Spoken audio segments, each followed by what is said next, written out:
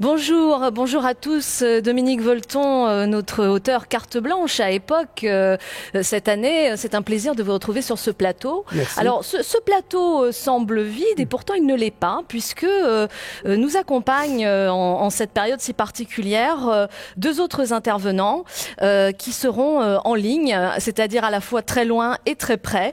Je cite Nicolas Truong. Nicolas Truong, vous êtes journaliste, grand reporter, essayiste. Vous avez dirigé les pages idées débat du journal Le Monde pendant des années. Vous êtes l'auteur de plusieurs essais, j'en cite quelques-uns au hasard. Résistance intellectuelle, les combats de la pensée critique, Résister à la terreur, tout ça publié aux éditions de l'Aube, Le sens de la République en collaboration avec Patrick Weil. Et bien évidemment, un texte qui nous intéresse aujourd'hui, Le crépuscule des intellectuels français. Point d'interrogation, un ouvrage fait en collaboration avec, alors j'en cite quelques-uns, Marcel Gaucher, Elisabeth Roudinesco, Daniel Salnave, Edgar Morin et j'en passe. Également avec nous en ligne, Fabrice Friss. Fabrice Friss, vous êtes le président-directeur général de l'agence France Presse, plus communément appelée AFP, que chacun connaît. Vous êtes l'auteur d'un ouvrage intitulé L'emprise du faux, désinformation, le temps du combat. C'est publié aux éditions de l'Observatoire. Et enfin, pour vous représenter, Dominique Volton, vous êtes sociologue, directeur de recherche au CNRS en sciences de la communication, spécialiste des médias et de la communication politique. Vous êtes également directeur de la revue internationale Hermès, dont le dernier numéro est consacré à l'érudition, un sujet sur lequel nous débattrons dans une autre rencontre ce week-end. Alors, si vous le permettez, pour le sujet qui nous occupe aujourd'hui, à savoir le journalisme face aux nouveaux enjeux de l'information, j'aimerais d'une certaine manière ne pas commencer chronologiquement, mais aller directement à un des grands problèmes auxquels nous sommes confrontés aujourd'hui, et je pense que vous serez d'accord avec moi, et évidemment le titre du livre de Fabrice Friss le laisse deviner, L'emprise du faux, un livre, Fabrice Friss, que vous avez écrit suite à un film qui se voulait documentaire, intitulé Hold Up, qui est sorti en novembre 2020, qui a été vu, vous dites, 2,5 millions de fois, a suscité 400 000 tweets. Un film dans lequel, ni plus ni moins, on accuse l'AFP d'avoir fait le jeu d'un complot Covid à la solde à la fois de l'État, des compagnies pharmaceutiques. Est-ce que vous pouvez d'abord nous en parler un petit peu? Qu'est-ce qui a été vraiment l'élément déclencheur et comment vous avez réagi face à ça? Puisque il me semble qu'un des enjeux de l'information aujourd'hui, c'est la désinformation.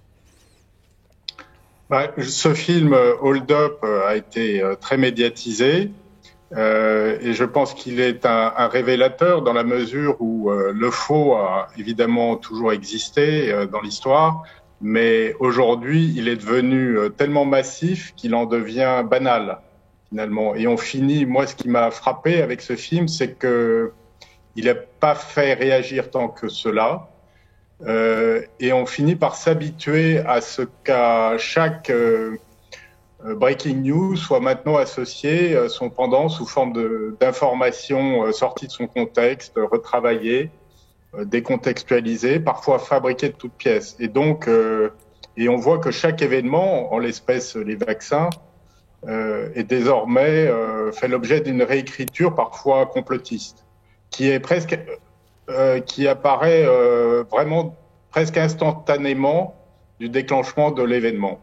Et donc la raison pour laquelle j'ai écrit ce livre, c'est parce que effectivement la désinformation aujourd'hui est devenue un sujet d'information en lui-même, c'est-à-dire en l'espèce un film comme Hold Up qui popularise les théories anti-vax pèse sur les décisions publiques.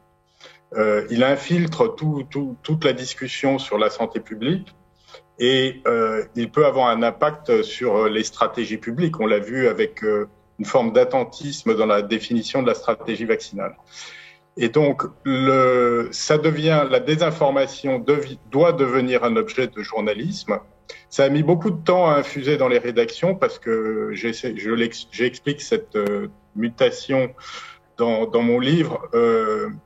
Il y a encore, au début des années 2010, une agence comme l'AFP considérait qu'elle n'avait pas à s'intéresser à la désinformation à débusquer les fake news et à les contredire. Elle considérait que son métier, c'était de rapporter ce qui était vrai, avéré, et pas de s'occuper de ce qui était souvent présenté comme des idioties. La bascule s'est faite naturellement avec le Brexit, avec l'élection américaine, avec une série d'événements où les agents se sont rendus compte que ça faisait partie de l'information et qu'il fallait s'y mettre. Et la raison pour laquelle j'ai écrit ce livre, c'est que l'AFP, en 3 ans, s'est beaucoup engagé, comme d'autres médias, dont le Monde d'ailleurs, dans la lutte contre la désinformation, mais au point de devenir aujourd'hui vraiment dans le monde le média qui est le plus engagé dans la lutte, puisqu'on a une équipe de 100 fact-checkers qui travaillent sur 50 pays dans 20 langues. Et donc, ça fait de nous un acteur majeur de la lutte. Et j'essaie dans ce bouquin de parler des ripostes possibles et de ne pas m'arrêter simplement au constat un peu accablé de la situation. D'ailleurs, ce que vous évoquez aussi, c'est le danger de l'accoutumance. C'est ça qui nous guette, c'est-à-dire qu'on est tellement habitué finalement aux théories complotistes qu'on laisse couler sans prendre conscience des dérives qui peuvent en découler, et puis surtout des conséquences sur le long terme de cette désinformation. Oui, je pense qu'un des problèmes de la période récente, mais je pense que c'est en train de changer, c'est que si on prend que les complotistes, qui sont évidemment la face extrême de la désinformation, on a été très souvent, trop longtemps, très indulgent par rapport à ces thèses. On leur trouvait des excuses finalement de toutes sortes. On disait après tout, ils ont au moins un discours qui va à contre-courant des idées reçues, du politiquement correct. Il y a parfois toujours des éléments aussi, des arguments qui peuvent être justes dans certaines thèses complotistes, aux côtés d'une marée de faux. Donc on met toujours en valeur ces éléments pour dire qu'après tout, il y a une certaine valeur à défendre ce type d'idées. Enfin, toute une série d'excuses qu'on trouvait aux complotistes. Je pense que les choses changent parce que tout simplement, on a vu que les complotistes les théories complotistes avaient des conséquences réelles dans la vie de tous les jours. Bon, on l'a vu avec plein d'événements, de Christchurch jusqu'à l'assaut du Capitole, en passant récemment par l'affaire Mila. Ça a des conséquences concrètes sur la vie des gens. Et ce dont je me réjouis, c'est de voir qu'on prend maintenant ça au sérieux.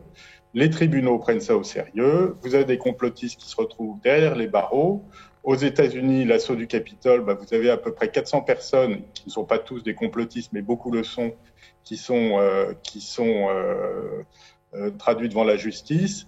On voit en Allemagne, par exemple, récemment, des partisans d'un mouvement anti-vax être considérés comme une organisation terroriste.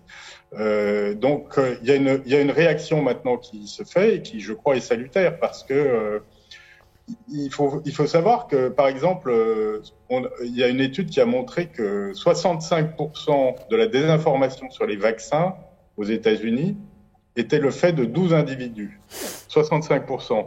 Si on fait en sorte de minimiser, de réduire la part de voix de ces 12 personnes, on fait des progrès considérables.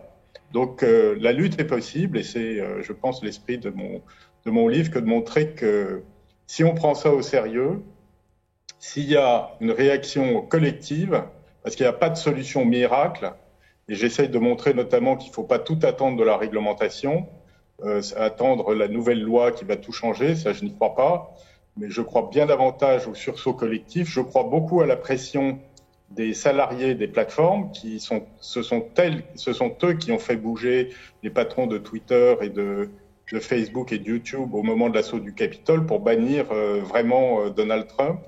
Je crois à la pression des entreprises qui sont maintenant inquiètes de passer pour complices, et puis d'une opinion qui est de plus en plus sévère et qui ne tolère plus un certain nombre de choses. Et c'est ce qui me rend modérément optimiste dans notre capacité à au moins endiguer le flot le plus nocif de cette désinformation dont on a dit le caractère massif. Dominique Volton, vous dites dans l'introduction de votre livre La communication, les hommes et la politique, dans un passage intitulé « Informer n'est pas communiquer », que le statut du journaliste lui-même est en jeu. Il y a une crise de confiance qui est liée à Internet, qui est liée aux réseaux sociaux, qui est liée au fait qu'on devient son propre journaliste, pense-t-on, et qu'on peut se créer une information à son échelle et du coup, peut-être en découle de là cette fameuse désinformation. Est-ce que l'arrivée d'Internet est un mal qui peut devenir un bien s'il est contrôlé? Est-ce que c'est là que se trouve la source de la désinformation? Ou de tout temps, la rumeur aidant, la désinformation a existé? Alors, il l'a rappelé Fabrice, il y a toujours eu du mensonge, de la désinformation. Ça, c'est clair. Le problème, c'est qu'on a changé d'échelle au XXe siècle et encore plus au XXIe avec la multiplication des techniques plus les réseaux. C'est sûr qu'une partie de la désinformation vient de deux choses contradictoires. La première, c'est qu'on a considéré tous de bonne foi au début des réseaux, comme on l'avait considéré avec la multiplication des médias, de la presse écrite, de la radio, de la télévision, que plus il y avait de médias, plus il y avait de tuyaux, plus il y avait de diversité. Et que du coup, la capacité d'expression favoriserait la circulation des idées et donc finalement de la vérité. Et on n'avait pas pensé à la perversité humaine qui est ainsi faite que plus vous avez de réseaux, plus vous avez d'informations, plus vous avez de rumeurs, plus vous avez de mensonges. L'être humain est ainsi fait qu'il se bat pour la liberté publique d'information. Au moment où on l'a dans quelques pays, eh bien, finalement, on a plus de jouissance à savoir des secrets ou des rumeurs qu'à savoir de l'information. Donc ça, c'est une donnée anthropologique humaine qui s'est accentuée dans les pays démocratiques qui, eux, étaient les premiers. Et le deuxième phénomène qui a accentué l'arrivée de la désinformation, c'est qu'à partir du moment où on n'a plus fait assez la différence entre les réseaux où on dit c'est la liberté d'expression, j'ai bien le droit de dire, je sais suffisamment de choses moi-même, je n'ai pas besoin de l'autorité du journaliste, les journalistes sont des menteurs, toutes ces rumeurs qui sont circulées, on a dit mais les réseaux vont être l'organisation d'une contre-information. Et en fait, les médias, qui sont eux-mêmes un pouvoir, vont être combattus. Et donc on a eu ces deux illusions. Penser que de toute façon, plus il y aurait d'informations, plus il y aurait de diversité, c'est faux. Et que de toute façon, puisque les médias sont eux-mêmes un pouvoir, le contre-pouvoir des réseaux serait la solution. Et bien dans les deux cas, hélas, il y a des limites. Alors bien sûr que plus il y a d'informations, plus il y a de diversité, mais c'est pas vrai. Puisque la logique économique, la concentration des médias, etc., fait qu'en définitive, tout le monde fait à peu près la même chose au même moment. Donc on n'a pas eu cette diversité qu'on a attendue. Il y a même un effet d'accentuation de la répétition. Et les réseaux sont apparus pour ce qu'ils sont, c'est-à-dire que une liberté d'expression sans aucun type de contrôle fait qu'on est autant pervers sur Internet qu'on l'est sans Internet. Et la presse a eu une responsabilité dans ce glissement. C'est que de bonne foi, elle a pensé que plus il y avait de tuyaux, mieux c'est. Elle a vu que c'était plus compliqué que ça. Et deuxièmement, elle a cru aussi que le contre-pouvoir des réseaux lui permettrait d'un élargissement de sa marge de manœuvre par rapport aux pressions économiques et politiques.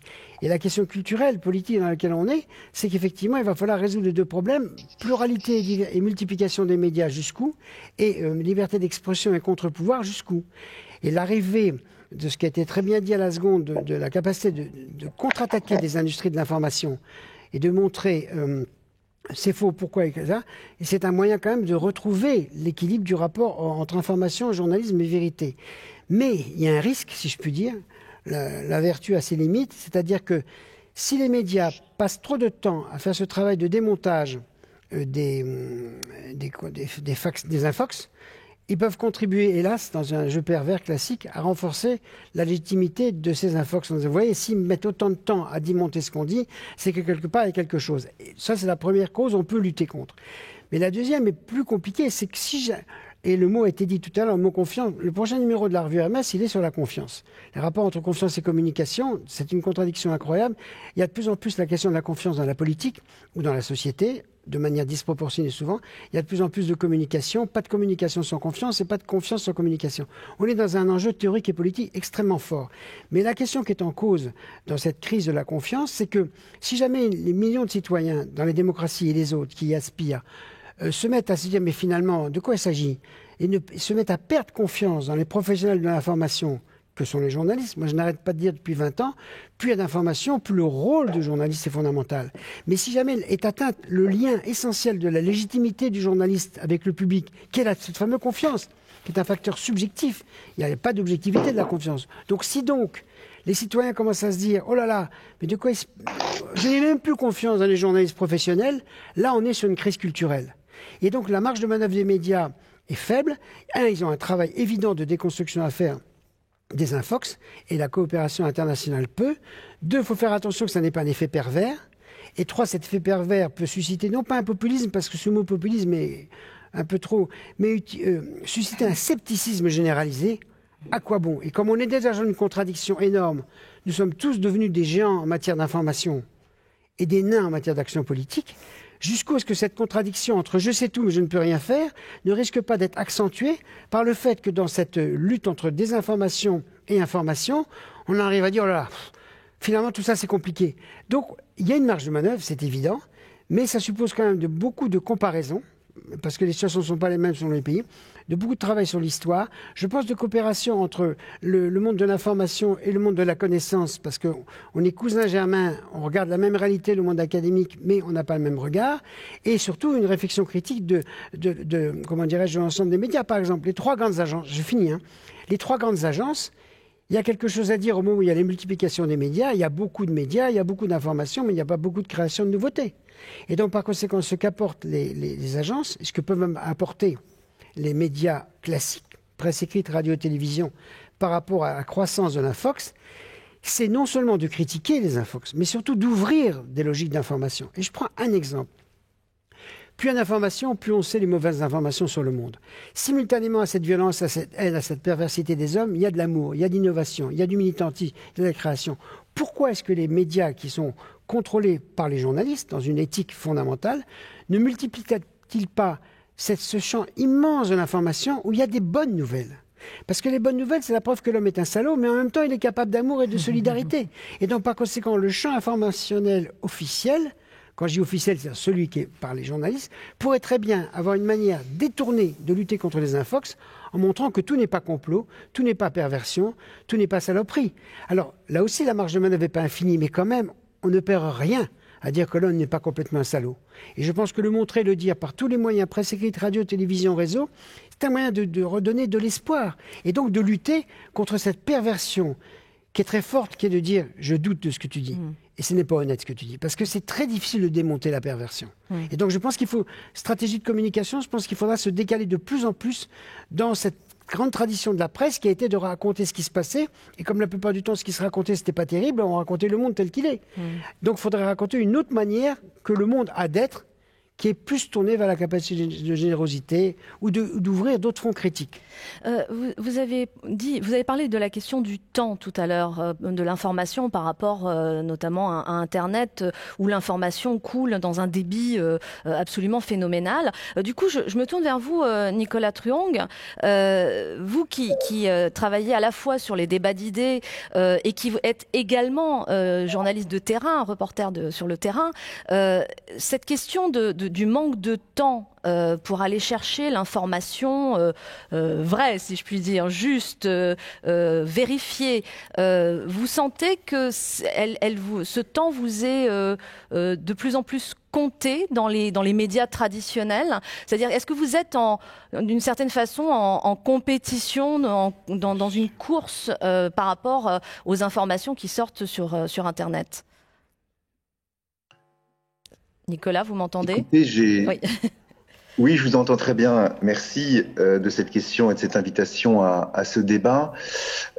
Écoutez, j'ai la chance peut-être de ne pas travailler dans un média traditionnel et d'occuper une place aujourd'hui, celle de grand reporter, qui me donne du temps et de l'espace. C'est-à-dire que j'ai le temps d'enquêter sur, si vous voulez, je sais pas, les nouvelles pensées de l'intime, un jour peut-être sur les théories décoloniales dont on parle tant et dont on est, à propos desquelles nous sommes très peu informés. Tout le monde parle d'islamo-gauchisme, mais personne ne sait ce qui se passe véritablement dans les universités françaises, qui s'y travaillent, ce qui s'y cherche, etc. En tout cas, personne, pas beaucoup, parfois de journalistes, commentateurs qui en parlent. Là, vous voyez, pour rebondir sur ce que disait Dominique Volton, Eh bien, je suis sur le terrain précisément. Je suis allé voir cette nouvelle pensée de terrain, cette nouvelle philosophie de terrain qui s'inscrit aujourd'hui dans les territoires avec des philosophes comme Baptiste Morisot, des anthropologues comme Nastasia Martin, qui autour de ce regain naturaliste, eh bien, réinventent aussi des formes de politique aujourd'hui sur le territoire français. Donc, mais oui, pour vous répondre. Nous avons en général, journalistes, il y a eu ce moment Internet, ce moment live, ce moment chaîne info dont nous ne sommes pas sortis, mais qui effectivement nous a un peu rivés aux machines. Il fallait réagir tout le temps. Et moi, mais il y a des vertus à cela. Lorsque je dirigeais les pages débat du Monde, j'ai pris les commandes des pages débat du Monde en 2011, pardon. Donc en 2011, c'était à la fois Fukushima, les printemps arabes, c'est comme ça qu'on les appelait, et l'affaire DSK. Et je me souviens très bien, lorsque l'affaire DSK est arrivée, je me suis dit, mais en même temps, on ne va pas dire, en tout cas aux pages débat, que peut-on faire? Et en même temps, je me doutais bien que on n'allait pas non plus attendre une semaine. Il était compliqué sans doute pour nos lecteurs d'attendre une semaine pour intervenir sur le sujet, pour parler du sujet. Mais bien sûr, il ne s'agissait pas de parler de faits, puisque j'étais le premier à les ignorer d'une certaine manière. En tout cas, j'étais aussi informé que n'importe quelle personne qui prenait connaissance des faits à la radio, à la télévision. Donc voilà, après, comment on fait? Quelle distance? Et moi, mon travail a consisté, aux pages débat, à donner au fond un peu de profondeur à l'actualité, à donner une sorte de distance assez rapide. Donc voilà, ça consistait à demander à Georges Vigarello, qui est un de nos plus grands historiens du corps et des sensibilités, qui a écrit une histoire de viol pour raconter non pas, bien sûr, ce qu'il ne savait pas du tout, ce qui s'était passé dans cette fameuse chambre d'hôtel, ou pas, mais de la sensibilité au viol dans nos sociétés, la façon, voilà, de demander un américanisme, comment on pouvait appréhender cette question-là. Donc je dirais que on a eu, pour vous répondre, on a eu ce moment où il fallait effectivement parler tout de suite de l'événement. Nous n'en sommes pas sortis, loin de là, d'où l'analyse que j'ai pu faire dans les pages idées débat du Monde et l'enquête sur la société du commentaire. Parce qu'effectivement, aujourd'hui, il est plus facile de faire un plateau avec une information qui arrive et de la commenter. Et donc moi, autant j'ai entendu les débats sur la question du complotisme, du complot, qui sont très intéressantes, et vous connaissez aussi c'est très présent dans la pensée contemporaine, dans la pensée critique, puisque vous vous souvenez que Guy Debord, le fondateur de l'Internationale situationniste, avait dit que dans un monde réellement renversé, le vrai est un moment du faux, détournant une citation, une phrase de Hegel qui disait que le faux était un moment du vrai. Eh bien, effectivement, moi, ce qui me frappe, c'est la pensée désinformée, si je puis dire. C'est-à-dire qu'on voit aujourd'hui quand même, et dans notre métier, puisque nous sommes là aussi pour parler de ça, il y a effectivement parfois des émissions qui consistent à commenter une actualité sans avoir d'éléments d'information. Et donc, les éléments d'analyse reposent finalement sur de l'opinion, sur de l'idée. Et si notre métier devient une sorte d'exercice d'opinion un peu élaboré, avec du bagou, de réaction qui consiste à réagir à l'actualité, c'est un problème. Donc on a eu ce premier moment, effectivement, où il fallait faire des lives, on continue à faire des lives, on en fait au Monde, mais on essaie de faire des lives informés. Voilà, on essaie de faire aussi des choses, il y a différentes temporalités dans l'information, dans la communication. Ce n'est pas au directeur de la revue, je vais pas l'apprendre ça au directeur de la revue Hermès, ni à celui de l'AFP, mais voilà, on essaie de gérer ces temporalités. Il y a un temps immédiat, mais qu'il faut vérifier. Bon, parfois, on fait des lives sur des attentats ou sur des choses, je sais pas, ou des sommets internationaux, mais qu'il faut à chaque fois vérifier par des journalistes sur le terrain, qu'il faut aussi analyser par des gens qui suivent la question au long cours, par parfois des experts, etc. Et puis, il y a des espaces, j'ai la chance de pouvoir les occuper, des espaces au long cours, et je pense que la période actuelle, qui fait partie du demande de sens, demande d'exemplarité, comme dit Dominique Volton, de voir des choses aussi positives, parce que la France, à la fois, elle n'est pas simplement que, en déclin, comme on le dit très souvent, elle s'invente partout, dans les entreprises, là, dans le milieu rural, partout, et il faut raconter effectivement cette histoire, ces histoires. Est-ce que ça voudrait dire aussi que l'information, il y a besoin de réintroduire ou d'introduire ou de prendre le temps d'introduire de l'érudition pour anticiper un peu sur le prochain débat, c'est-à-dire ce temps de la connaissance, de l'enquête, de la réflexion, ce qui est le travail d'ailleurs dans ce livre, hein, Le crépuscule des intellectuels français, c'est-à-dire vous prenez le temps d'interroger des philosophes, des érudits, des personnes qui ont une autre temporalité, mais pour finalement parler de l'actualité du monde contemporain.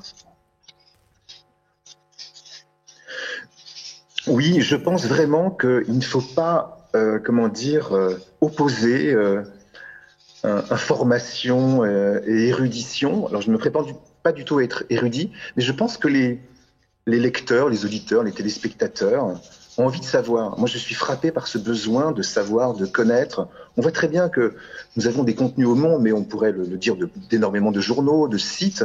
Quand il y a des contenus assez forts, quand on a trouvé aussi la forme, quand on a...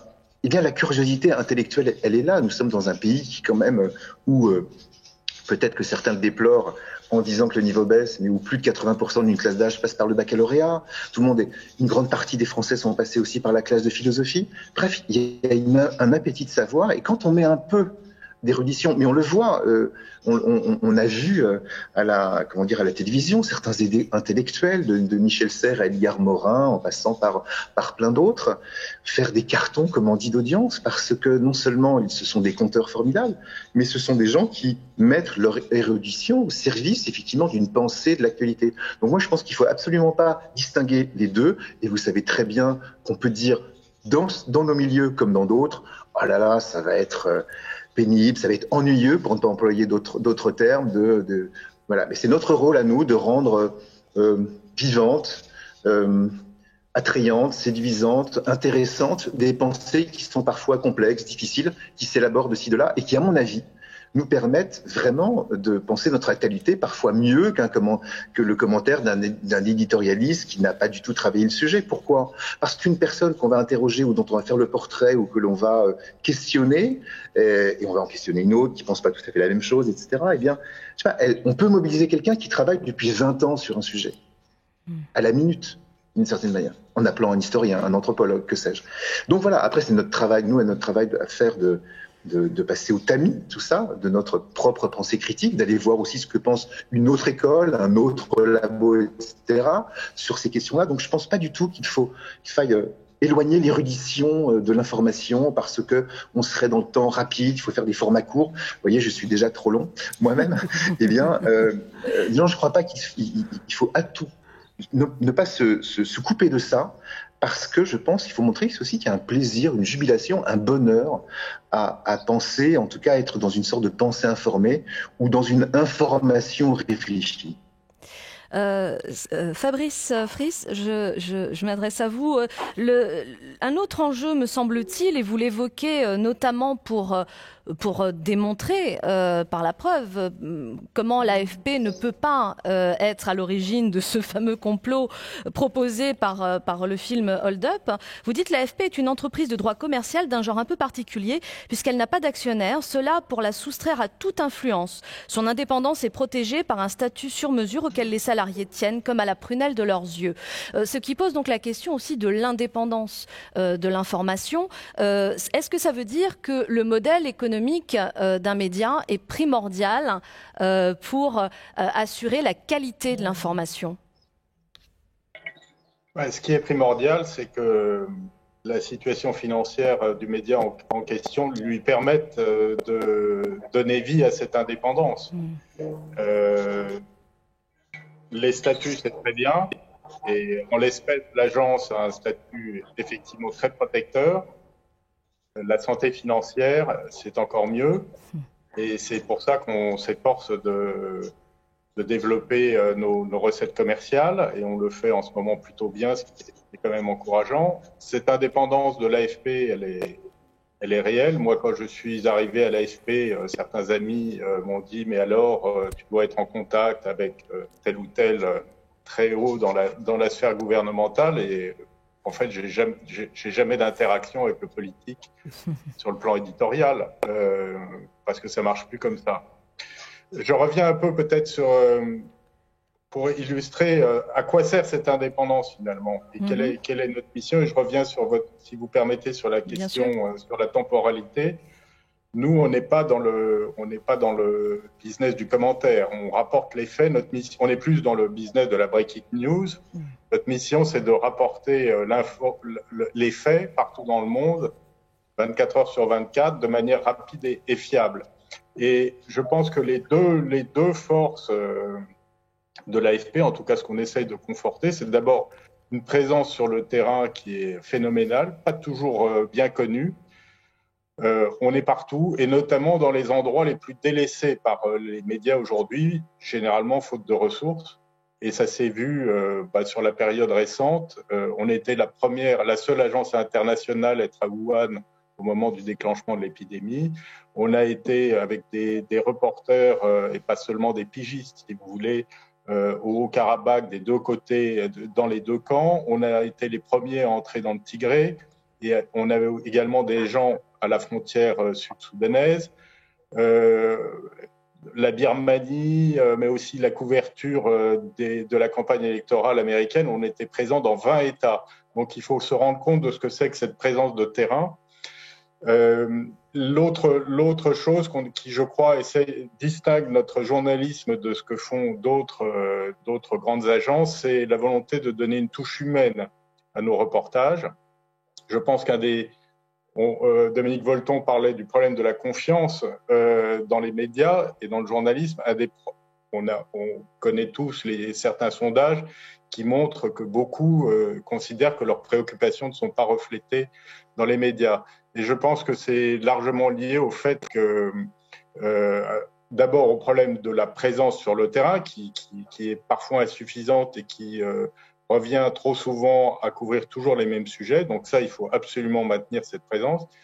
Et ensuite, il faut aller voir des sources, comme le fait par exemple Nicolas aujourd'hui en étant dans une ferme. Il faut aller voir des sources vraiment extrêmement variées, ne pas se contenter des sources officielles, et c'est ce qu'on essaye de faire tous les jours, en variant les angles au maximum. Et je pense que c'est à ce prix qu'on regagnera la confiance des consommateurs d'informations, et c'est à ça que sert l'indépendance d'un média. Sinon, ça reste un argument de rhétorique. Dominique, vous vouliez réagir Oui, je voulais dire qu'un des grands problèmes concernant la liberté d'information, c'est la puissance économique. C'est-à-dire que la mondialisation de l'information n'a pas que des vertus démocratiques, il y a des intérêts de puissance politique, de pression derrière. Et l'économie a saisi, c'est pas neuf. Depuis le début du 19e, il y a un conflit entre la presse et l'économie. Mais là, ça prend des proportions gigantesques. Il y a d'abord les GAFA, il y a ensuite de ça ce que représente la puissance des investissements. Dans la tête des politiques depuis le début, il y a toujours cette idée que qui contrôle le tuyau de l'information contrôle les opinions publiques. On sait que c'est faux. On sait qu'il ne suffit pas de contrôler les tuyaux pour avoir les consciences, mais il y a toujours cette idée. Donc la concentration du pouvoir économique et financier dans la logique de la communication a des effets pervers. Et plus il y a de mondialisation de l'information, plus cette logique fonctionne. Donc un des enjeux pour la liberté de la presse, c'est qu'on arrive, le cas de l'AFP a été bien évoqué, et ce qu'essaye de faire le monde aussi, c'est-à-dire d'avoir une logique économique, une logique juridique qui protège le plus possible l'information. Mais c'est vrai que quand vous avez les chaînes d'information et les réseaux actuellement, qui, par la répétition constante de l'information, font que ça sature le temps à la vitesse et qu'on n'a pas, il y a une vraie bataille politique et culturelle. Parce que l'enjeu derrière, c'est que si c'est une vision complètement noire, paranoïaque, complotiste qui circule dans cette espèce de concurrence folle de l'information pour des raisons financières et de rentabilité, on arrivera à cette fameuse crise de confiance et de légitimité, c'est-à-dire on n'aura plus confiance dans les médias ni dans les journalistes. Or, les acteurs les plus fragiles de cette confiance, ce sont les journalistes qui sont des êtres humains petits, ordinaires, simples, comme chacun d'entre nous. Et donc, du coup, une des batailles politiques d'aujourd'hui, elle n'aide pas d'aujourd'hui, mais là, avec la mondialisation de l'information, elle est encore plus importante, c'est d'assurer l'autonomie financière, ce qu'essaie de faire l'AFP, c'est-à-dire qu'on ne soit pas constamment obligé de répondre à... Et quand on voit, par exemple, la concentration en Europe des médias audiovisuels, il y a un vrai problème de pluralisme entre les médias publics et les médias privés, et le statut de la presse écrite de la radio. Et comme les taux d'audience jouent un rôle essentiel, on est sur une vraie bataille politique. Et là, je pense que, comment dirais-je, il y a toutes les solutions, enfin les innovations qui sont s'occuper d'autre chose, mobiliser l'érudition. Ça, c'est fondamental à le faire et je pense qu'on peut davantage le faire. Mais il y a une bataille politique en soi qui est d'arrêter de dévaloriser le concept de communication. C'est-à-dire que la communication, c'est très difficile à faire. Et réduire la communication à la manipulation, c'est idiot. Quand on dit la communication, c'est de la com, c'est idiot.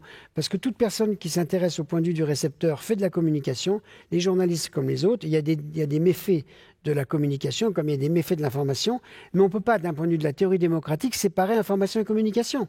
Ce que fait un travail de journaliste comme liberté de l'information, c'est la première condition de la communication. Donc il y a un travail théorique à faire pour sauver le concept d'information, sauver le concept de communication, voir les liens positifs qu'il y a entre eux. Comment est-ce qu'on peut associer le monde de la connaissance ou de la culture ou de l'érudition? Jouer effectivement sur la curiosité, mais il y a au milieu cette bataille économique qui est, est-ce qu'on va pouvoir revaloriser ce concept d'information qui en définitive subit un effet pervers de la démocratisation, c'est-à-dire tout le monde s'imagine qu'il peut être journaliste. Puisque dans les réseaux, tout le monde peut dire, en fait, la confusion entre liberté d'expression et liberté d'information, elle produit des effets tragiques.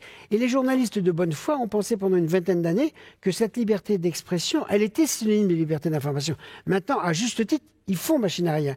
Et moi, je n'arrête pas de leur dire, du point de vue qui est le mien, qui est la connaissance, mais qui est cousin germain de l'information, assumez votre responsabilité. C'est pas facile d'être journaliste, c'est très difficile. Et n'importe qui ne peut pas être journaliste. C'est un métier, c'est une éthique, c'est une histoire. De même que n'importe qui ne peut pas être professeur ou médecin, etc., etc. Et dans la revalorisation de la responsabilité professionnelle du journaliste et des liens entre information et communication, il y a une manière de montrer qu'on n'est pas dans une situation égalitaire, qu'on n'est pas dans une société où tout le monde a raison parce qu'il a une opinion, que l'opinion, c'est pas la même chose que l'expression c'est pas la même chose que l'information c'est pas la même chose que la connaissance c'est compliqué par rapport à la vérité. Autrement dit, reprendre le public dans un débat en lui disant arrêtez de vous imaginer que tout le monde peut faire n'importe quoi. Et on a tous été plus ou moins responsables dans cette espèce d'abandon de réflexion critique pendant 20-30 ans, à s'imaginer que puisqu'il y avait les tuyaux qui permettaient de produire, de diffuser et d'interagir rapidement, plus il y aurait plus d'informations et de vérité. Et c'est cette erreur qui a été faite dans le monde occidental, je parle le seul, c'est-à-dire de penser qu'en soi, la multiplicité des performances techniques seraient des alliés de l'information et de la communication et de la vérité. Et la prise de conscience positive dans laquelle on est actuellement, et là-dessus je suis d'accord avec ce que fait mes deux, Nicolas et Fabrice, pardon, et une bonne partie de la presse, mais avec une faiblesse, hélas, du nombre des journalistes, parce qu'ils sont faibles les journalistes, mener une bataille pour réassurer symboliquement l'autonomie et la grandeur de l'information telle qu'elle est produite par les journalistes. Après, il peut y avoir des contre-logiques contre l'information, mais sauver l'information de cette idée qu'elle peut... Si c'est un bien commun, ce bien commun, il passe quand même par l'exercice de profession. Et autrement dit, lutter contre cette idée démagogique qui consiste à croire que tout le monde peut tout faire. Et un des enjeux des systèmes d'information sur 30 à 40 ans, ça a été de confondre un accès plus facile à l'information, à la connaissance, avec l'idée que tout le monde peut être n'importe quoi. Ou n'importe quoi, journaliste, médecin, chirurgien, professeur, politique. C'est pas vrai. Chaque fois, il y a un art, il y a une légitimité. Et donc, par conséquent, comme une des choses les plus compliquées, c'est l'information, parce que c'est la paix et la guerre tous les jours, eh bien, valoriser ces métiers-là, c'est une chose importante. Donc, il faut qu'on recommence une lutte de resymbolisation de ces métiers. Vous disiez de la connaissance, au sens large. Hein. Vous disiez tout à l'heure, on est tous responsables. Quand vous dites on est tous responsables, vous englobez journalistes, intellectuels, hommes politiques. C'est-à-dire qui est ce on? À mon avis, parce que j'ai quand même beaucoup écrit sur le rapport entre l'information et la connaissance, le rôle positif et négatif des médias et d'Internet et du numérique, etc. On a tous confondu la vitesse, la capacité de performance. Moi, j'ai fait 2 livres sur le terrorisme et les médias et la guerre du Golfe, la première guerre du Golfe, où pour la première fois, on avait de l'information en direct dans le monde. Et je me souviens très bien, notamment dans le terrorisme à la une d'un wargame sur la guerre du Golfe, j'ai dit, mais c'est la première fois qu'on peut avoir une information de la guerre en direct, et nous avons fait énormément d'erreurs, parce que l'information en direct dans une logique de guerre, c'est évidemment possible techniquement. C'était les fameux statuts des journalistes embarqués, mais culturellement, il y avait énormément d'erreurs. Donc, il nous a peut-être fallu 20 à 30 ans pour se décaler entre la performance technique, qui est en soi un progrès, par rapport à ce que les hommes en font. Parce que le problème n'est pas seulement d'avoir de l'information en direct, mais c'est la question du récepteur derrière. Comment les opinions publiques réagissent? Comment, dans la concurrence mondiale de l'information, on va gérer cette folie de croire qu'on a une guerre en direct? Je prends la guerre et le terrorisme parce que ce sont les 2 événements les plus graves. Et donc, du coup, là, j'ai une prise de conscience avec l'expérience, comme quoi on n'échappe jamais à l'expérience, qu'il faut réaffirmer le statut des professions, je voudrais juste dire ça, le statut des professions intermédiaires sur la connaissance, l'information et la culture. Un médecin, un journaliste, un professeur, un homme politique, toute profession, il y en a d'autres, un traducteur, un documentaliste, un archiviste, qui sont des gens, des professions qui gèrent les connaissances. Elles gèrent un capital extraordinaire qui est le temps, la distance, la contradiction possible, mais qu'en tout cas, ce n'est pas une perversion de la démocratie que de dire que tout le monde ne peut pas être n'importe quoi tout le temps. Voilà. Et que ce métier d'intermédiaire de journaliste ou de professeur, il est indispensable. On peut le critiquer, mais c'est des valeurs, c'est des histoires, c'est des traditions, c'est des règles. Et je pense que revaloriser cela, ça permettra d'éviter cette crise de confiance qui s'installe entre les citoyens et l'information. Nicolas Truong, est-ce que vous avez le sentiment, vu de l'intérieur, en tant que journaliste, au tout début d'Internet et des différents nouveaux moyens de communication et d'information, les journalistes ont pu tomber dans des pièges, quelque part perdre en chemin leur légitimité? Écoutez, chaque innovation technique crée les accidents qui vont avec, les incidents, les maladresses. Évidemment, c'est sûr que cette idée d'être, en temps réel, cette idée de pouvoir informer au moment où on montre, l'image. Bien sûr que cet écueil, certains journalistes sont tombés dedans, sont tombés dans l'écueil du live, du temps réel, et jusqu'à effectivement, non pas délégitimer, mais disons susciter l'idée qu'effectivement chacun pouvait être journaliste, puisqu'il s'agissait de poster une image d'une arrestation, d'une intervention policière musclée ou d'une manifestation qui dégénère, et d'être journaliste parce qu'on a posté ça. Mais je crois qu'on en est revenu, me semble-t-il, en tout cas dans les médias là dont nous parlons. Je pense qu'on en est quand même revenu de ce point de vue-là, et que malgré tout, même si, pour rebondir sur ce que disait Dominique Volton, même bien sûr, on est revenu aussi de l'idée selon laquelle, et là c'est pas les journalistes, c'est pas du point de vue de l'intérieur, c'est du point de vue de l'intérieur, de ceux qui possèdent les journaux, selon laquelle on contrôlait les médias, ça veut dire contrôler l'opinion. Je pense qu'on est revenu de cela parce que, il y a une manière c'est comme la lecture, il y a une manière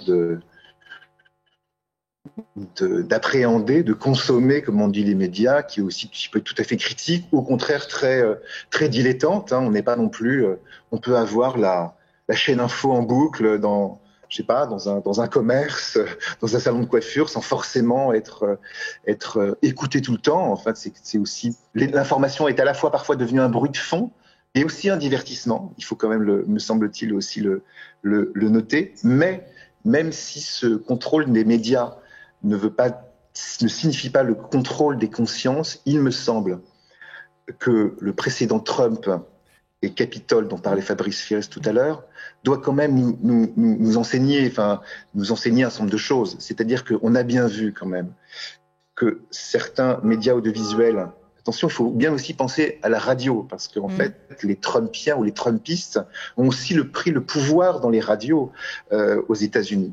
Et petit à petit, quand on possède des médias, on peut informer précisément la société, dans tous les sens du terme. Donner des informations, mais aussi donner une couleur à cette information particulière. Faire de ce que Pierre Bourdieu ou Gérard Noiriel appelaient la fait-diversion. Insister sur certains faits divers plutôt que d'autres. Par exemple, des faits divers dont on entend parler en ce moment beaucoup, et dont on entendra parler sans doute beaucoup lors de cette année de campagne électorale. Et donc, petit à petit, ces chaînes d'information, radio, télévision, ont imposé des problématiques dans l'espace public. Ce qui fait qu'aujourd'hui, effectivement, il y a une grammaire, il y a des mots qu'on entend, des concepts, des idées qui ne sont plus interrogés, et que, malgré tout, des médias ont imposé. Donc je pense que quand même, bien sûr, il ne faut pas prendre du tout les lecteurs, les téléspectateurs, les auditeurs pour des gens qui seraient des éponges et seraient tout de suite, partiraient le lendemain au Capitole. Et en même temps, parfois, si. C'est-à-dire que parfois, effectivement, à force de donner de fausses informations, à force de dire que que la gauche américaine est je ne sais quoi, etc. Et oui, on peut donner effectivement envie aux gens, à certaines personnes, de passer aux actes. Donc je pense que là, pour le coup, l'enjeu est très fort. Et vous me disiez, est-ce que le tournant Internet a changé les choses du point de vue des journalistes? Oui, je pense qu'ils ont pour certains corrigé le tir, mais on voit bien notamment sur certains médias, certaines chaînes info notamment, mais ça colonise un peu tout, me semble-t-il, tout l'espace public. Il y a une tendance à vouloir faire, pour des raisons économiques parfois, parce qu'un plateau avec 3 personnes qui parlent, ça coûte moins cher que d'envoyer effectivement 3 journalistes sur le terrain pendant 10 jours, c'est une évidence.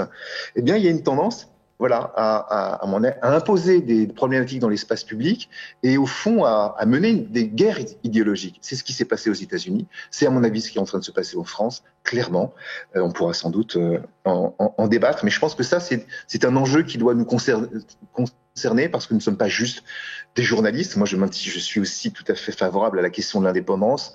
Au monde, on la travaille d'une certaine manière. Nous avons des actionnaires, mais on a mis en place un certain nombre de processus, de procédures qui font que, par exemple, des actionnaires ne peuvent pas nous imposer un directeur de la rédaction. Le directeur de la rédaction doit obtenir 60% de nos suffrages. Donc, c'est quand même assez important, contrairement à ce qui s'est passé dans d'autres journaux par le passé.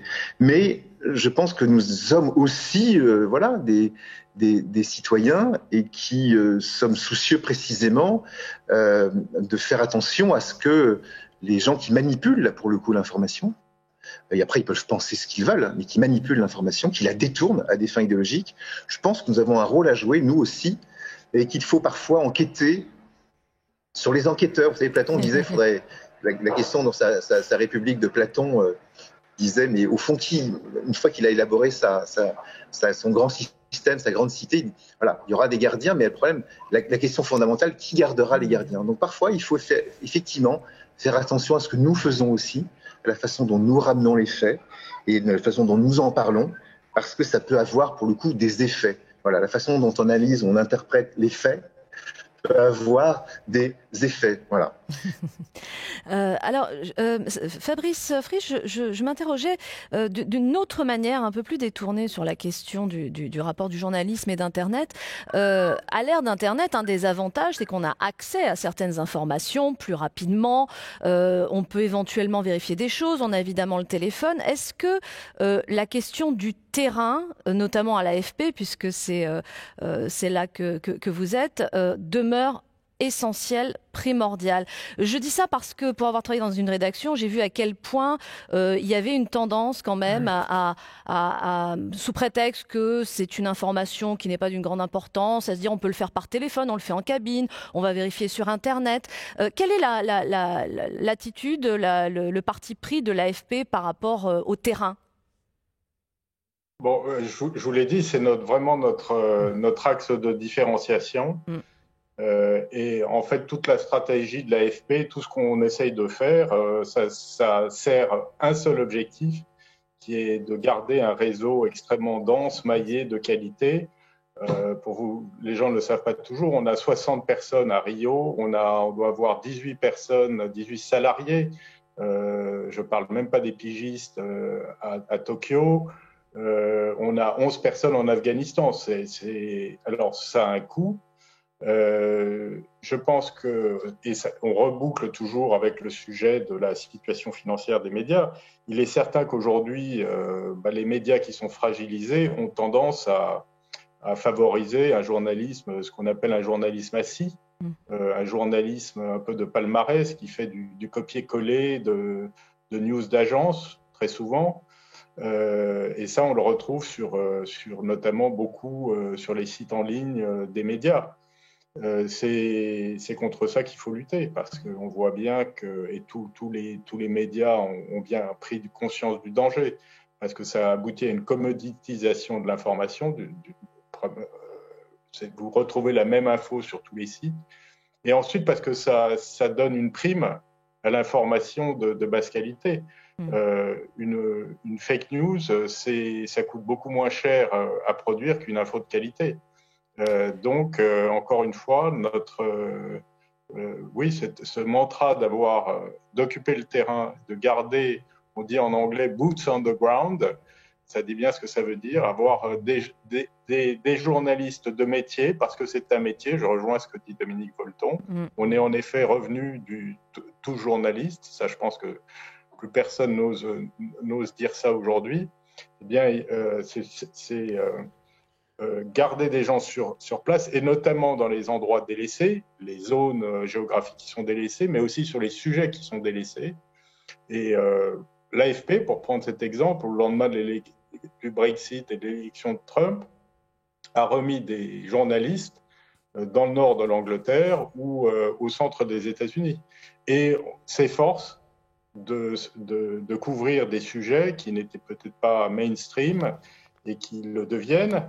Un autre enjeu, et je finirai par là, des agences, c'est de s'assurer que l'audience des médias se rajeunit. On sait que c'est un des problèmes. C'est notamment vrai pour les télés, naturellement, mais c'est aussi vrai pour les grands journaux. Et donc, nous, agences dont les clients sont les médias, on doit s'efforcer que les médias restent pertinents en proposant des sujets qui intéressent les plus jeunes générations. Donc, par exemple, à l'AFP, ça n'a rien d'extraordinaire, mais on s'est réorienté beaucoup, on a réorganisé notre rédaction pour avoir un pôle économie numérique, pour avoir un pôle avenir de la planète, pour couvrir mieux des sujets du type diversité, des sujets ou même des sujets économiques du type jeux vidéo qu'on ne couvrait pas avant. Notre obsession, c'est donc de rester pertinent, de coller aux préoccupations des gens. Et si on y arrive, eh bien, je pense qu'on peut être confiant dans ce métier. Ce que je trouve intéressant, Dominique Volton, sur la question du terrain et de ce déploiement très important de journalistes sur le terrain, c'est qu'on en revient toujours à la question de la communication. C'est-à-dire qu'une personne qui est sur le terrain, c'est une personne qui va rencontrer l'altérité et qui va rentrer en communication. Et donc, l'information qui en découle ne peut en être que meilleure. Mais c'est sûr, mais mieux vaut faire le tour du monde que le tour de l'ordinateur. Mais comme l'ont dit mes deux camarades, la plupart du temps, comme ça coûte cher de faire le tour du monde, on fait le tour de l'ordinateur. Et c'est sûr que dès qu'on va dans une expérience, c'est un mot fondamental à prononcer, le mot expérience, eh bien, les rapports entre information, expérience, connaissance sont complètement changés. Et c'est vrai que plus le monde est petit, moi, une des phrases que j'ai dites il y a très longtemps, mais qui me fascine, le monde est petit, mais la diversité culturelle est de plus en plus grande. C'est-à-dire qu'en définitive, on peut aller en 24 heures à peu près à l'autre bout de la Terre, et la complexité culturelle et symbolique est gigantesque. Donc, dès qu'il y a une expérience qui nous permet de toucher cette altérité radicale et culturelle, on progresse dans la connaissance. Et on comprend que, comme j'ai dit, le village global est une réalité technique, c'est pas du tout une réalité sociale et culturelle. Et le rôle essentiel des médias dans le monde, pas seulement, c'est aussi l'école, c'est aussi l'université, etc., c'est de s'apercevoir que, oui, il y a un monde tout petit, techniquement, mais la diversité culturelle est gigantesque.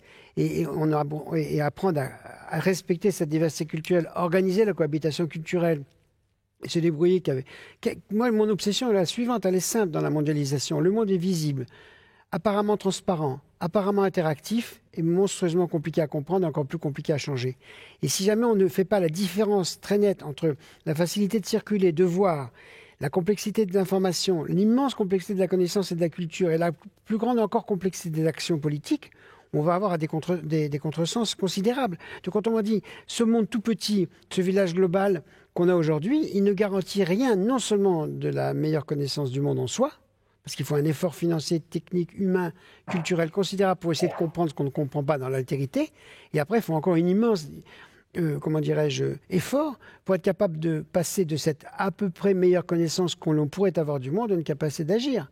Donc, il y a une contradiction entre ce monde technique petit, visible, accessible, et la complexité culturelle. Et donc, par conséquent, on peut tout à fait avoir un monde transparent et interactif, ce qui est quand même toute l'idéologie des GAFA, avoir un transparent et interactif sans aucune capacité de compréhension et avec une violence à la sortie. De voir l'autre proche de moi, mais si différent de moi, ne me rapproche pas de lui. Si on veut que l'autre ne soit pas un facteur de haine et de racisme, et prenez les statuts des migrants en Europe, c'est typique, l'Europe doit énormément à tous ces migrants depuis 60 ans, nous n'arrêtons pas de les remettre dans la Méditerranée et ailleurs. C'est incroyable, c'est complètement contradictoire avec les valeurs européennes, complètement contradictoire avec toutes les valeurs démocratiques, mais donc, la proximité peut susciter de la haine. Et si on ne veut pas que la proximité suscite de la haine, il faut un effort intellectuel, politique, bien sûr journalistique, considérable. Et donc, prendre le fait de la diversité culturelle, être capable de penser les conditions du passage de la diversité culturelle à un minimum de cohabitation culturelle, c'est un travail gigantesque. Et moi, je prends un exemple que je n'arrête pas de répéter depuis des années. Pourquoi je suis un admirateur de l'Europe? C'est que les Européens, c'est un exemple formidablement optimiste. On se déteste, on n'a rien à se dire. C'est épouvantable, les stéréotypes, les représentations dominent. Et cependant, on est passé de 6 à 9, à 12, à 15, à 28, un jour à 27, demain on sera peut-être 30. Et dans cette incommunication radicale de l'Europe, on est quand même capable tous les matins de négocier. Donc, l'incommunication au sein de l'Europe est une vision optimiste pour l'histoire, parce que dans cette incommunication, on trouve les obligations de la négociation, de l'invention, de la capacité à agir. Et l'Europe est quand même la partie du monde, il faut bien le dire, où tout le monde gueule en Europe contre l'Europe, mais nous sommes la seule partie du monde où n'importe quelle décision est prise à 27. C'est-à-dire, dans aucun autre endroit du monde, il y a 10-15 chefs d'État qui... Nous, c'est 27, et en plus de manière démocratique. Donc, au lieu de dire, bon sang, c'est très intelligent ce qu'essayent de faire les Européens, ce qui n'empêche pas les critiques contre l'Europe, mais c'est de gérer cette incommunication pour être capable d'en faire une force de construction politique, on ne le dit même pas. Or, sur les rapports entre l'information, la connaissance, la culture et la communication, ce qui se passe en Europe est fondamental. Et d'ailleurs, je le dis souvent, moi, un des reproches que j'ai fait aux médias européens, d'abord, nous n'avons pas de médias européens, on n'arrive pas à en monter. Économiquement, ils ne tiennent pas. Et hélas, les médias européens, avec l'argument que les opinions publiques ne s'intéressent pas à l'Europe, ce qui est vrai, mais parce que c'est pas toujours excitant de s'occuper de l'Europe, eh bien, la part de l'information consacrée à l'Europe est largement insuffisante par rapport aux défis politiques et culturels qu'elle représente. Moi, je suis fasciné de cette Europe parce que on n'a rien à se dire, on se déteste et on cohabite. Et on reste ensemble. Donc, ça veut dire qu'il y aurait un travail d'information, de culture, de connaissance sur nos différences. Et sur n'importe quel sujet qu'on traite dans une politique nationale, on pourrait faire du comparatif. Et si on faisait constamment du comparatif, on a faire des Erasmus, enfin il y a 1000 politiques qu'on peut faire qui feraient qu'on est différent, on ne se comprend pas, on s'engueule, on discute, on négocie et on arrive à trouver une solution. Donc je trouve que l'Europe, comme défi politique, est une solution positive par rapport à l'angoisse que j'exprimais tout à l'heure, qui est que plus il y a de communication, plus on peut arriver à se battre. Ben nous, les Européens, on est pour l'instant depuis 60 ans. 60 ans, c'est pas très long, mais c'est quand même pas mal. On est quand même capable de prouver que non, on n'est pas forcément vers la guerre. Donc il y a une solution. Mais encore faut-il que nous, les Européens, nous soyons fiers, que nous ne soyons pas donneurs de leçons et qu'on soit capable de comprendre que dans le reste du monde, on pourrait peut-être passer de cette incommunication, de cette peur de l'autre que constitue cette mondialisation de l'information, à une capacité de négocier. C'est pour ça que l'information et la communication, ce sont des enjeux de paix et de guerre du XXIe siècle. C'est pour ça que tous les métiers autour de l'information, de la presse, etc., c'est essentiel pour justement, et notamment, je reviens d'un mot sur ce que disait Fritz, pour attirer les jeunes. D'un mot, la fin de Est-Ouest, ça avait tous les défauts du monde Est-Ouest, mais ça structurait idéologiquement le monde. Après la fin de Est-Ouest, qu'est-ce qu'on a eu comme idéologie? Rien. La mondialisation, la globalisation économique. Et ça n'a jamais fait une idéologie politique, si ce n'est le business. Là, maintenant, on va sortir des méfaits de la globalisation et on va peut-être pouvoir retrouver, notamment à travers l'Europe, mais d'autres zones dans le monde, par exemple la façade sud de la Méditerranée, des occasions de s'apercevoir que l'autre est une richesse, on ne le comprend pas, on ne se comprend pas, mais mieux vaut discuter que de se tuer, et dans cette discussion se crée progressivement l'apprentissage de cette question. Parce que pour moi, la question du XXIe siècle, c'est comment va-t-on cohabiter pacifiquement sans avoir envie de se tuer, puisqu'on n'a rien à se dire et qu'on se voit tous en permanence. Donc, voilà. Oui, c'est tout le paradoxe. C'est-à-dire oui, on a accès à tout le monde, mais en réalité, c'est une illusion. C'est une illusion, bien parce sûr. que c'est pas un véritable accès. Et la consommation, qui a été l'idéologie de la mondialisation, que je ne critique pas en soi, a donné une illusion de croire, parce qu'il y a les mêmes ordinateurs, les mêmes voitures, et qu'on pouvait faire le tour du monde en 24 heures, que cette mondialisation, sans laisser tomber le fait qu'elle n'avait pas de valeur humaniste, pourrait rapprocher les gens. Ben non. Vous pouvez être, d'ailleurs, si je puis dire, quand on a dit, nous aussi, comment on a supporté, on a dit que la Chine, c'était pas grave qu'elle ne soit pas une démocratie, mais parce que le capitalisme de la Chine permettrait progressivement de passer du capitalisme à la démocratie. Ben, la Chine donne cet exemple invraisemblable, elle fait du capitalisme et il n'y a pas de démocratie. Donc si on veut passer de la globalisation à la mondialisation, donc de l'économie de la finance à des sociétés, il faut réintroduire de la politique.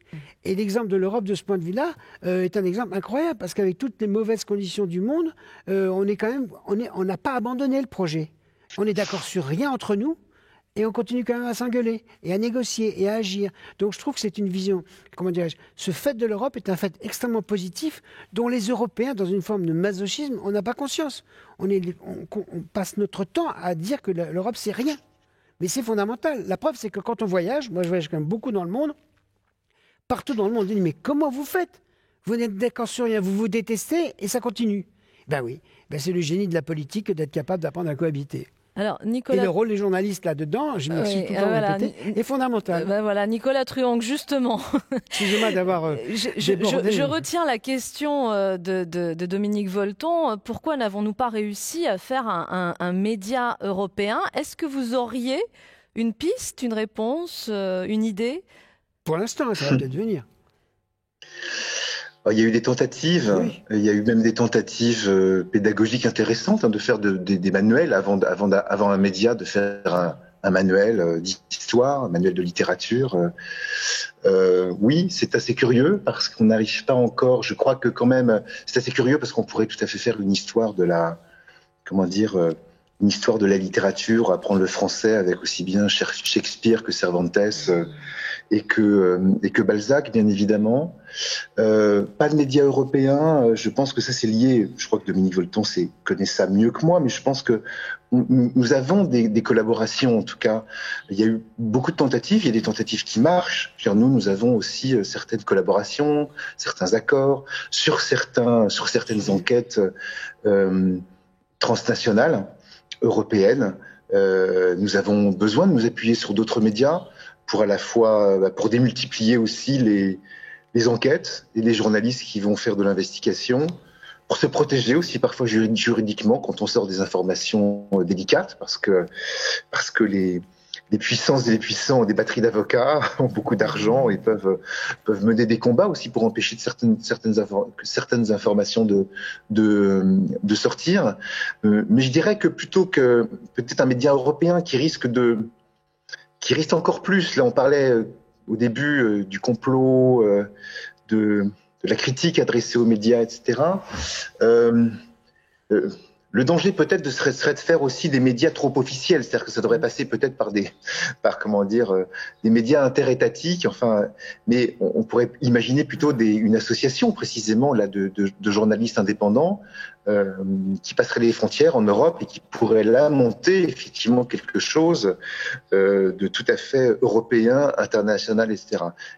Mais gare à l'idée de vouloir, en constituer presque un interétatique, enfin institutionnel, parce que, comme vous le savez, une grande partie de la défiance politique actuelle, on l'a vu à nombreuses reprises depuis 2005, cher Dominique Volton, pour l'Europe, consiste à dire que, c'est l'élite, ce sont ceux d'en haut qui sont, pro-européens, qui nous disent que le journalisme doit être ceci, cela, et les autres, ceux d'en bas, seraient ceux qui seraient dans l'erreur, le faux, etc. systématiquement. Donc je pense qu'il faut faire attention, mais je serais tout à fait favorable à ce qu'il y ait une multitude, au fond, une pluralité de médias européens en fonction des orientations, des objets d'investigation, etc.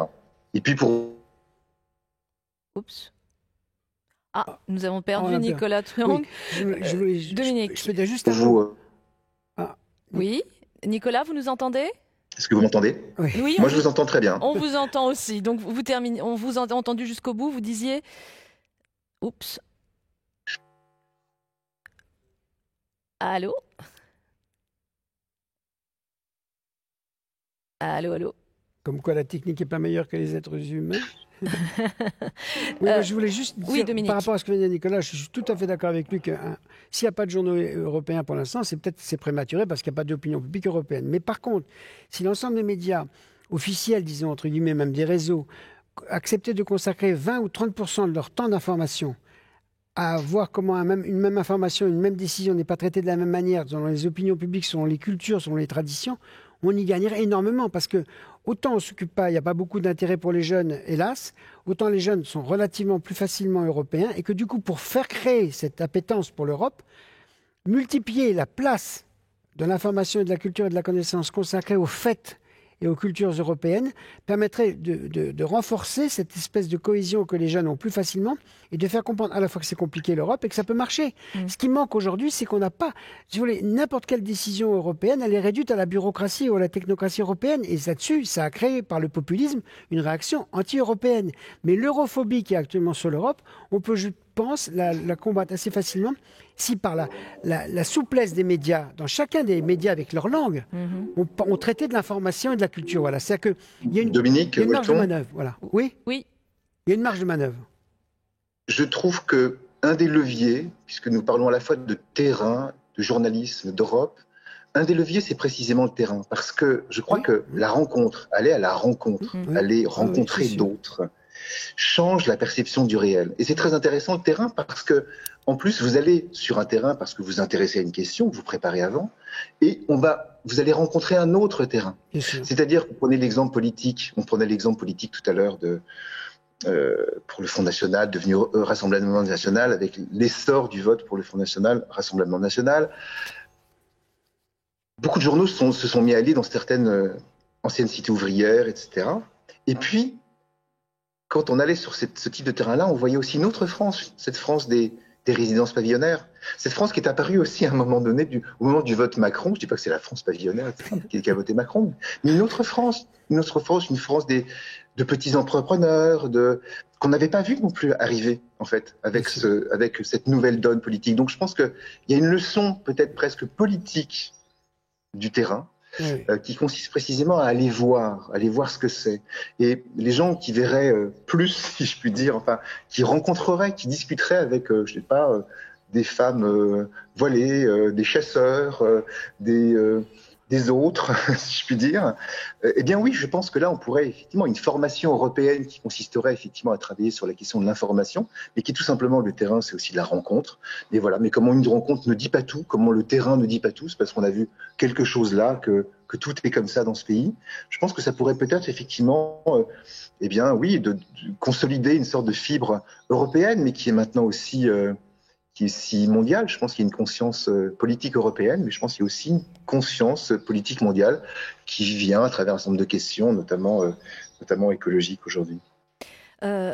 Fabrice Friss, peut-être une dernière question avant de donner le mot plus ou moins long de la fin à Dominique Volton.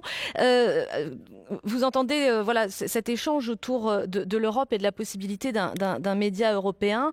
L'AFP, qui est une agence internationale, fonctionne-t-elle en collaboration avec d'autres agences? Est-ce que l'AFP aurait un rôle à jouer dans la possibilité d'un ou plusieurs médias européens, à votre avis? Alors, l'AFP, d'abord, est la seule européenne des 3 grandes agences mondiales, puisque Associated Press et Reuters sont en fait américains. Dans le cas de Reuters, on assimile encore souvent un acteur britannique. Ils sont passés sous pavillon canadien. Et c'est important d'avoir l'idée d'un regard européen sur l'actualité. Je vous assure que c'est pas de la rhétorique. Quand vous traitez du conflit israélo-palestinien, le faire avec un regard européen, c'est différent. Et ça s'applique évidemment à beaucoup d'autres situations. Vous me demandez si on coopère avec d'autres agences. Déjà, le modèle dominant des agences d'information est domestique. Le fait que la France est une agence mondiale est une anomalie, en fait. C'est-à-dire que l'agence allemande, par exemple, qui s'appelle dpa, quadrille surtout son territoire et pour son info internationale, achète des flux d'informations aux grandes agences mondiales. Donc ça, c'est déjà une forme de coopération, mais de type commercial. Et en ce moment, et ça me permet de reboucler avec la désinformation, on répond il y a pas mal d'initiatives communes où on met en commun nos efforts pour notamment cartographier les réseaux de la désinformation. Un dernier mot peut-être sur je sors du champ pur du journalisme. Il se trouve que moi, pour revenir sur cette idée de culture européenne, moi j'ai travaillé 5 ans au cabinet de Jacques Delors, qui était président de la Commission européenne, et un de mes boulots, c'était d'organiser ce qu'on appelait les carrefours de la science et de la culture, qui étaient des réunions d'intellectuels, des réunions confidentielles qui se passaient tous les trimestres.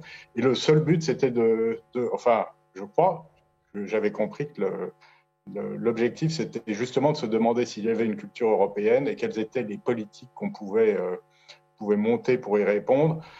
Honnêtement, au bout de 3 ans de débats de ce type extrêmement intense, d'un niveau extrêmement élevé, j'en suis arrivé à l'idée que Il n'y a pas de culture européenne, il y a des cultures nationales, il y a une prévalence des récits nationaux, et j'en veux pour preuve que ce qui nous intéresse quand on regarde Arte, et je pense que Bruno Patino le dit lui-même, les choses qui marchent, ce sont les choses qui sont très ancrées dans le local. Ce qui n'empêche pas, comme l'a dit Dominique Holton, qu'il serait bon que les grands médias consacrent plus d'importance à la couverture de l'actu européenne qu'à ce jour. Et là, on retrouve la question des formats, du ton, des angles, pour rendre la chose européenne comestible, voire attractive. Dominique Holton, le sujet aujourd'hui était le journalisme face aux nouveaux enjeux de l'information. Qu'est-ce qu'on peut retenir de cet échange et peut-être verbaliser en quelques mots ces enjeux? Premièrement, qu'il y a quand même une prise de conscience de la puissance de la désinformation. Elle a existé autrefois, mais là, elle prend une échelle différente, qu'elle est mondialisée, que la puissance des lobbies économiques et financiers, politiques, et on était un peu naïf de s'imaginer que la mondialisation ne s'accompagnerait pas de ça. Donc là, je crois qu'il y a une prise de conscience dans les opinions publiques et dans les médias internationaux que faire pour sauver l'information de l'infox. Deuxièmement, qu'il y a quand même suite à cette prise de conscience, il y a quand même l'idée petit à petit que le monde de l'information, des journalistes qui a quand même reçu beaucoup de coups, à la fois des coups politiques et économiques, et des coups culturels, parce qu'on a dévalorisé l'information, sont en train de réagir. Donc, c'est deux dimensions plutôt positives. La troisième, reste comment est-ce qu'on va avoir une autonomie économique de l'information, parce que c'est quand même le nerf de la guerre d'avoir une autonomie économique, et ça, la bataille politique n'est pas du tout gagnée.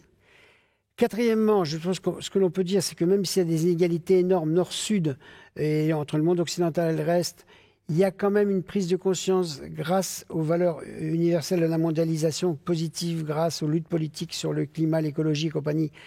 Il y a quand même une espèce de culture de la mondialisation critique qui se constitue. Moi, je vois ça comme, puisque j'ai répondu à votre question de manière positive, si je puis dire. Bon, ce qui va moins bien, je trouve, c'est que c'est l'impérialisme de ces chaînes d'information, de ces réseaux qu'il va falloir arriver à réguler, ou en tout cas ne pas avoir autant d'influence que ça. Il y a aussi le fait que, comme on ne s'est pas beaucoup occupé des jeunes, mais ils n'ont pas beaucoup de valeur et que là, du coup, pour l'instant, ils sont un peu en panne, d'autant qu'il y a une crise économique. Mais que si je finis sur l'Europe, pourquoi je finis sur l'Europe? Parce qu'on cherche toujours dans l'histoire des terrains sur lesquels on peut réfléchir et agir. Oui, il n'y a pas forcément de culture européenne, quoiqu'il y a des valeurs communes à la culture européenne.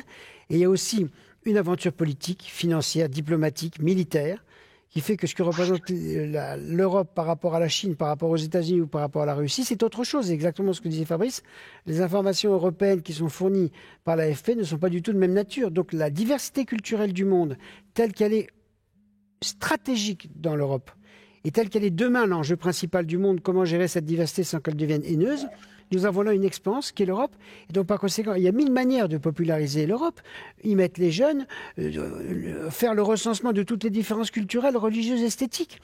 Et dans cette différence, on apprend des choses. Moi, je ne suis pas forcément pessimiste, loin de là, sauf qu'il y a une espèce de prise de conscience qu'il faudrait parler de l'Europe, surtout pas de manière telle qu'on en parle. Oui, de manière dont on en parle, mais arrêtez. C'est quoi l'Europe la plupart du temps dans les médias? C'est une cohorte de bagnoles qui arrive à un Conseil européen, des hommes et des femmes qui sortent fatigués, et qui referment leur blouson, et leur veste, pardon, et qui rentrent dans le truc, et avec 15 secondes, c'est tout. Donc c'est sinistre. Donc il faut arriver à démocratiser ce que représente l'Europe dans ses oppositions, dans ses conflits, et je pense que de parler des politiques européennes, des ressemblances, et surtout, si on parle de l'Europe, on parle aussi de l'Europe de l'Est. Il ne faut jamais oublier l'Europe centrale et orientale, qui est fondamentale parce que c'est quand même eux qui nous ont permis de vivre tranquillement pendant qu'eux subissaient plusieurs jougs dans le communisme. Et surtout de parler aussi de la façade sud de la Méditerranée. Et si on parle de ces deux frontières de l'Europe, naturellement, il y a l'Amérique latine qui est tout de suite là.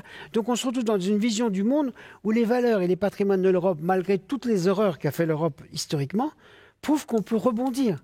Parce que la question, c'est quand même arriver à donner un sens à la mondialisation et éviter qu'elle soit réduite soit à des facteurs de haine, soit à des facteurs de domination. Et là-dedans, je répète toujours la même chose, le rôle des journalistes est fondamental, comme de nouvelles relations constituées entre lui et le monde de la connaissance. Moi, je suis tout à fait d'accord, chacun doit rester à sa place. Je ne ferai jamais un boulot de mes journalistes. Un journaliste ne fait pas un boulot de chercheur. Mais on a besoin de ce double regard, même si on n'est pas complètement d'accord. Parce que la connaissance et la culture que nous avons, nous, peut aider, pas toujours. des fois on est très mauvais par rapport aux événements qui surgissent, peut aider le monde de l'information qui, quand même, je le répète, moi, m'obsède, parce qu'un journaliste, il doit tous les jours faire semblant de comprendre ce qui se passe, comme Fabrice à la bataille. Et voilà. Et essayer d'ordonner un tout petit peu le bazar du monde quotidiennement, moi je trouve que c'est une tâche exceptionnelle. Et ça peut donner de l'amour, de l'envie à plein de jeunes. Voilà. Voilà, c'est une déclaration d'amour aux journalistes. Oui. Je trouve que c'est une très belle manière de clore ce débat, parce que oui, on a besoin des journalistes et on a besoin de vrais journalistes de terrain et de penseurs également pour dialoguer avec eux. Je rappelle les titres de vos livres. Fabrice Friss, L'emprise du faux, Désinformation, le temps du combat. C'est aux éditions de l'Observatoire, un ouvrage absolument passionnant. Passionnant également Le crépuscule des intellectuels français, des entretien de Nicolas Truong avec de très nombreux philosophes, sociologues, chercheurs, penseurs, et en tout cas des gens qui pensent, qui réfléchissent, qui prennent le temps de réfléchir. Dominique Volton, vous avez parlé de l'Europe aussi avec amour et pour cause. Vive l'incommunication, la victoire de l'Europe.